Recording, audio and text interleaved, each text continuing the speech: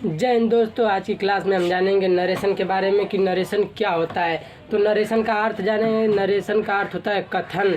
कथन यानी वाक्य, यानी कि कोई भी व्यक्ति कुछ भी बोलता है उसके वाक्य को ही हम कथन कहते हैं, और कथन को इंग्लिश में नरेशन कहते हैं। तो जानेंगे नरेशन किसे कहते हैं। यानी किसी भी व्यक्ति के कहे हुए शब्दों को हम दो प्रकार से प्रकट कर सकते हैं। कर सकते हैं। पहला होता है डायरेक्ट नरेशन, दूसरा होता है इनडायरेक्ट नरेशन। तो सबसे पहले हम जानेंगे डायरेक्ट नरेशन किसे कहते हैं। तो डायरेक्ट नरेशन वक्ता के कहे हुए कथन को ज्यों का त्यों हम कह सकते हैं। यानी व्यक्ति के कहे हुए कथन को, यानी कोई भी व्यक्ति हो उसके कहे हुए वाक्य को हम ज्यों का त्यों कह सकते हैं, या लिख सकते हैं, या बोल सकते हैं। जैसे he said I am going to Mumbai. जैसे आप तीन दोस्त हैं, तो पहला दोस्त आपसे कहता है कि मैं मुंबई जा रहा हूँ, यानी I am going to Mumbai. तो आप दूसरे व्यक्ति से जाकर कहोगे he said I am going to Mumbai, उसने कहा मुझसे कि मैं मुंबई जा रहा हूँ। तो इसको जैसे कि इस वाक्य में देख रहे होंगे आप, इस वाक्य में देख रहे होंगे कि कर्ता यानी ही वक्ता के कहे हुए शब्दों को ज्यों का त्यों कह दिया गया है। यानी आपके दोस्त के शब्दों को ज्यों का त्यों कह दिया गया है, या ज्यों का त्यों लिख सकते हैं आप, या बोल सकते हैं।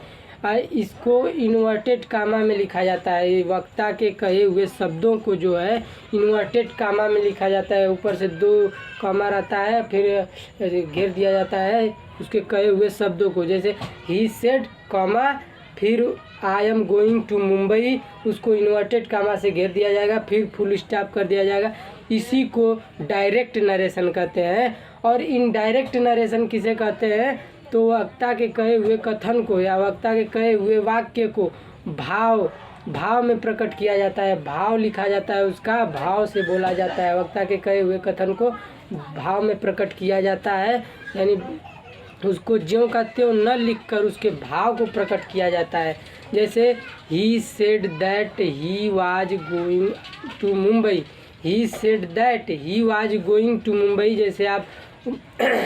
जैसे आपका दोस्त आपसे कहा मैं मुंबई जा रहा हूँ, तो आप तीसरे दोस्त से जाकर कहते हो कि he said that he was going to Mumbai, यानी उसने मुझसे कहा कि वह मुंबई जा रहा है। तो इस वाक्य में आप देख रहे होंगे कि इसको ज्यों का त्यों न कहा गया है, इसको भाव को प्रकट किया गया है। इस वाक्य में उसके भाव को प्रकट किया गया है। इसी को हम डायरेक्ट नरेशन कहते हैं और इनडायरेक्ट नरेशन कहते हैं। और इनडायरेक्ट नरेशन में इन्वर्टेड कामा का प्रयोग नहीं होता है। इन्वर्टेड कामा इसमें नहीं लगाया जाता है। इसको सीधा he said that he was going to Mumbai, यानी उसने कहा मुझसे कि मैं मुंबई जा रहा हूँ। इसी को हम इनडायरेक्ट नरेशन कहते हैं। तो जय हिंद दोस्तों।